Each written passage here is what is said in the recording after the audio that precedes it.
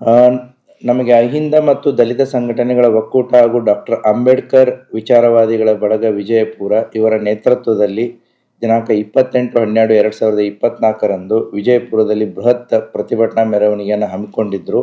ಆದರೆ ಭಾರತದ ದೇಶದ ಮಾಜಿ ಪ್ರಧಾನಿಗಳಾದಂತಹ ಡಾಕ್ಟರ್ ಮನಮೋಹನ್ ಸಿಂಗ್ ಅವರ ನಿಧನದಿಂದಾಗಿ ಈ ನಾಳೆ ನಡೀತಂತಹ ಪ್ರತಿಭಟನೆಯನ್ನು ಅವರು ದಿನಾಂಕ 30/12/2024ರಂದು ಹಮ್ಮಿಕೋತೀವಿ ಅಂತಂಥೇಳಿ ಜಿಲ್ಲಾಧಿಕಾರಿಗಳಿಗೆ, ಜಿಲ್ಲಾಡಳಿತಕ್ಕೆ ಮತ್ತು ಪೊಲೀಸ್ ಅಧಿಕಾರಿಗಳಿಗೆ ಇವತ್ತು ಮಾಹಿತಿಯನ್ನು ಕೊಟ್ಟಿದ್ದಾರೆ.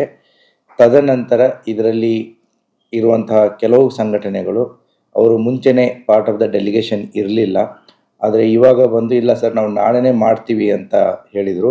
ಆ ಹಿನ್ನೆಲೆಯಲ್ಲಿ ನೀವು ಕೊನೆಯ ಕ್ಷಣದಲ್ಲಿ ನಾಳೆನೇ ನೀವು ಮಾಡ್ತೀನಿ ಅಂತಂತಂದರೆ ಇದು ಸರಿಯಾಗಲ್ಲ. ಅದಕ್ಕೆ ಅವರು ನಾಳೆ ನಾವು ಮೆಮೊರಂಡಮ್ ಕೊಡ್ತೀವಿ ಅಂತಂತ ಹೇಳಿದ್ದಾರೆ. ಸೊ ಆದ್ದರಿಂದ ಸಿದ್ದೇಶ್ವರ ದೇವಸ್ಥಾನದಿಂದ ಮತ್ತು ಅಂಬೇಡ್ಕರ್ ಸರ್ಕಲ್ವರೆಗೂ ಬಂದು ಮೆಮೊರಂಡಮ್ ಕೊಡೋದಕ್ಕೆ ಒಪ್ಕೊಂಡಿದ್ದಾರೆ. ಆ ಹಿನ್ನೆಲೆಯಲ್ಲಿ ಪೊಲೀಸ್ ಇಲಾಖೆ ಎಲ್ಲ ರೀತಿಯಾದಂಥ ಬಂದೋಬಸ್ತನ್ನು ಮಾಡಿಕೊಂಡಿದೆ.